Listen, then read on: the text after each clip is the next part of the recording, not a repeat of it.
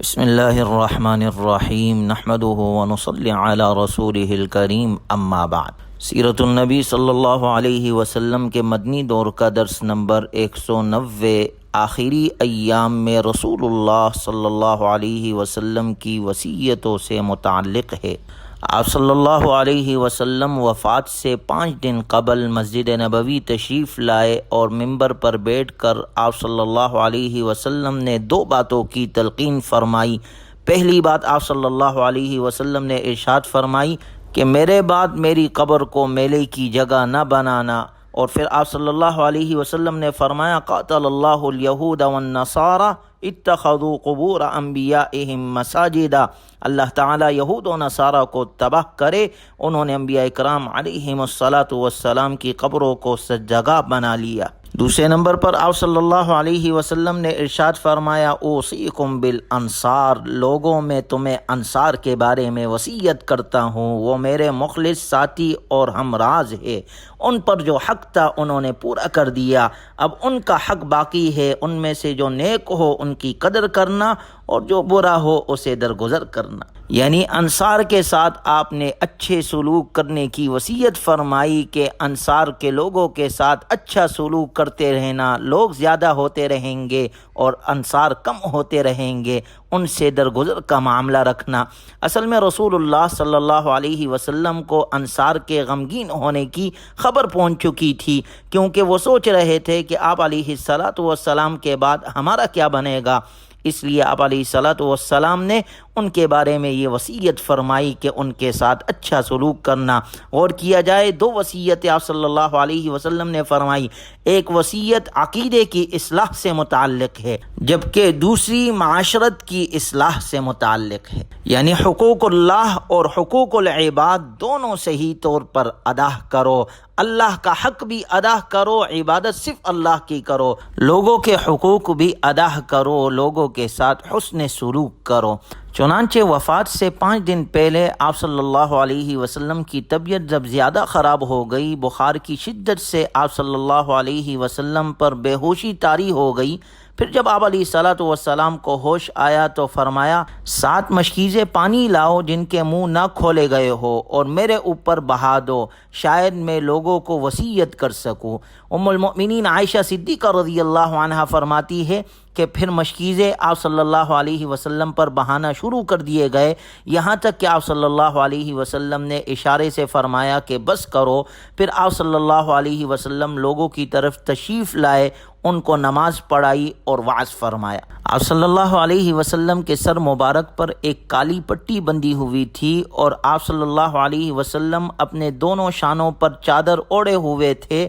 آپ صلی اللہ علیہ وسلم اسی طرح مسجد میں داخل ہوئے اور ممبر پر تشریف فرما ہوئے۔ اس کے بعد آپ صلی اللہ علیہ وسلم ممبر پر کبھی نہ بیٹھ سکے، تمام لوگ آپ صلی اللہ علیہ وسلم کے ارد گرد جمع ہو گئے۔ آپ صلی اللہ علیہ وسلم نے اللہ کی حمد و ثنا بیان کی اور شہدائے احد کے لیے دعا فرمائی۔ پھر آپ صلی اللہ علیہ وسلم نے ارشاد فرمایا ان اللہ خیر عبدا بین الدنیا وبین ما عنده فاختار ذلك العبد ما عند اللہ، بلا شبہ اللہ تعالیٰ نے اپنے بندے کو دنیا اور جو اللہ کے پاس ہے دونوں میں سے ایک کو اختیار کرنے کا اختیار دیا ہے، چنانچہ اس کے بندے نے جو کچھ اللہ کے پاس ہے اسے اختیار کر لیا ہے۔ اس موقع پر حضرت ابوبکر صدیق رضی اللہ عنہ کو روتا دیکھ کر آپ صلی اللہ علیہ وسلم نے انہیں تسلی دی اور فرمایا یا ابا بکر لا تبکی، اے ابو بکر مت رو، بلا شبہ لوگوں کی صحبت اور مال میں مجھ پر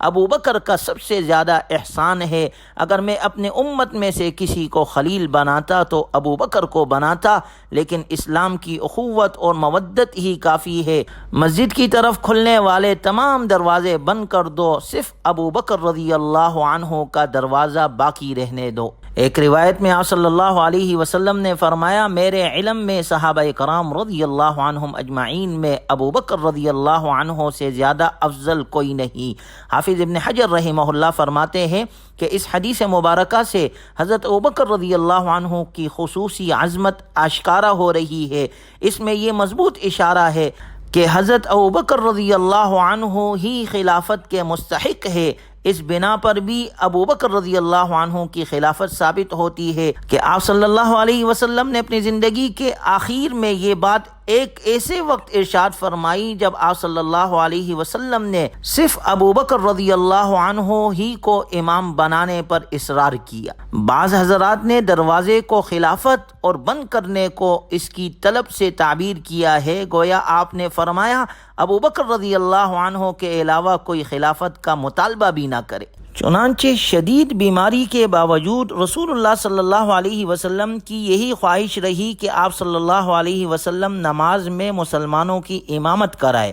لیکن بیماری کی شدت سے آپ صلی اللہ علیہ وسلم مسجد آنے جانے سے معذور ہو گئے، تو اس موقع پر آپ صلی اللہ علیہ وسلم نے ارشاد فرمایا مروا ابا بکر فلیصلی بالناس، ابو بکر سے کہو کہ لوگوں کو نماز پڑھائے۔ سیدہ عائشہ صدیقہ رضی اللہ عنہا نے عرض کی ابو بکر بہت نرم دل ہے، وہ جب آپ کی جگہ کھڑے ہوں گے تو لوگوں کو نماز نہ پڑھا سکیں گے۔ آپ صلی اللہ علیہ وسلم نے دوبارہ یہی ارشاد فرمایا۔ حضرت عائشہ رضی اللہ عنہا نے پھر وہی بات دہرائی تو آپ صلی اللہ علیہ وسلم نے فرمایا تم یوسف علیہ السلام کے قصے میں مذکور عورتوں کی طرح ہو، مروا ابا بکر فلیصلی بالناس، ابو بکر سے کہو کہ لوگوں کو نماز پڑھائے۔ تو حضرت ابو بکر رضی اللہ عنہ امامت کے لیے آگے بڑھے۔ رسول اللہ صلی اللہ علیہ وسلم نے اپنی طبیعت میں ذرا ہلکا پن محسوس کیا تو آپ صلی اللہ علیہ وسلم 2 آدمیوں کے کندھوں کا سہارا لے کر مسجد میں تشریف لائے،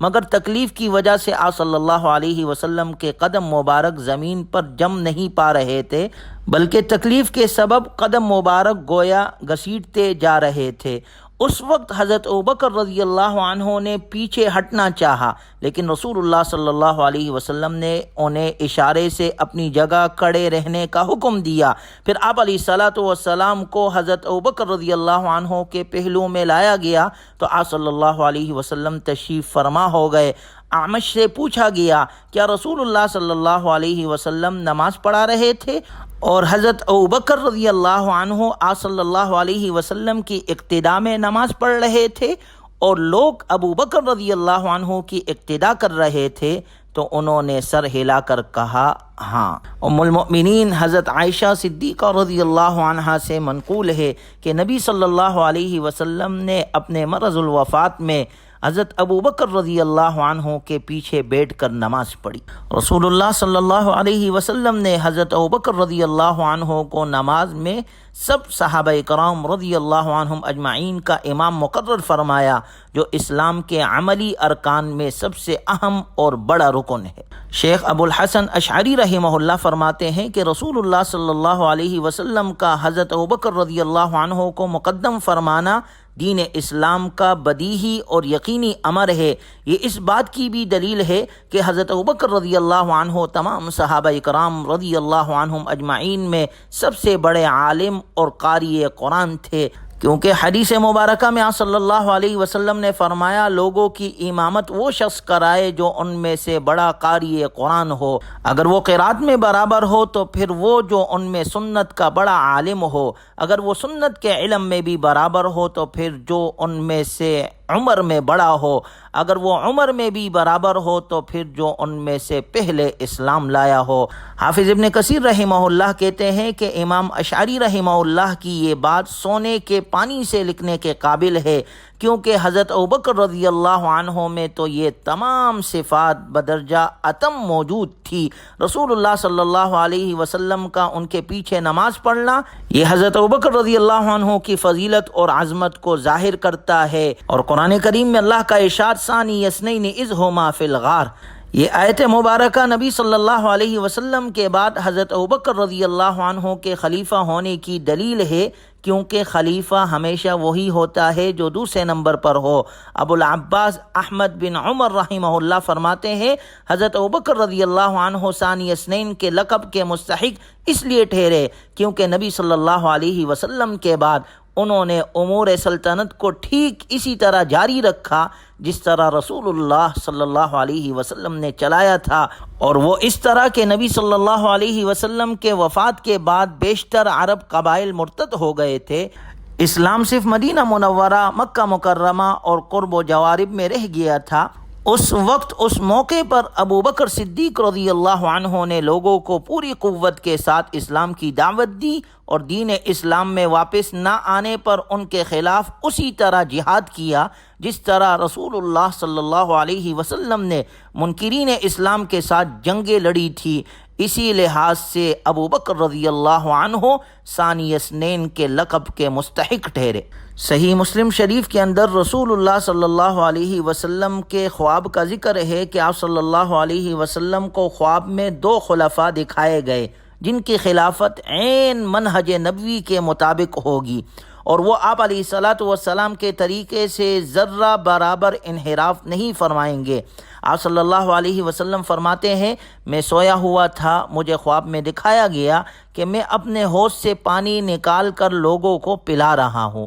اتنے میں ابو بکر آ گئے، انہوں نے میرے ہاتھ سے ڈول لے لیا تاکہ مجھے آرام اور سکون کا موقع دے۔ انہوں نے ڈول کھینچے لیکن ان کے ڈول نکالنے میں کمزوری تھی، اللہ ان کی مغفرت فرمائے۔ پھر حضرت عمر آ گئے، انہوں نے ابو بکر سے ڈول لے کر خوب پانی نکالا۔ میں نے کبھی اس سے زیادہ قوت کے ساتھ ڈول کھینچتے کسی کو نہیں دیکھا، حتیٰ کہ لوگ سیر ہو کر چلے گئے اور حوض ابھی بھرا ہوا تھا اور بڑے جوش کے ساتھ پھوٹ رہا تھا۔ امام شافعی رحمہ اللہ فرماتے ہیں، انبیاء اکرام علیہم السلام کے خواب وہی ہوتے ہیں، یعنی بالکل سچے ہوتے ہیں، اور ہمارا یہ عقیدہ ہے کہ نبی کا خواب وہی ہوتا ہے، اللہ کی طرف سے من جانب اللہ ہوتا ہے۔ آپ صلی اللہ علیہ وسلم کا یہ ارشاد مبارک کہ ابو بکر کے ڈول نکالنے میں کچھ کمزوری تھی، اس سے حضرت ابو بکر رضی اللہ عنہ کی مختصر مدت خلافت، ان کی جلد وفات اور مرتدین کے ساتھ جنگ میں مشغولیت مراد ہے، جس کے باعث آپ کی عہد میں زیادہ فتوحات نہ ہو سکی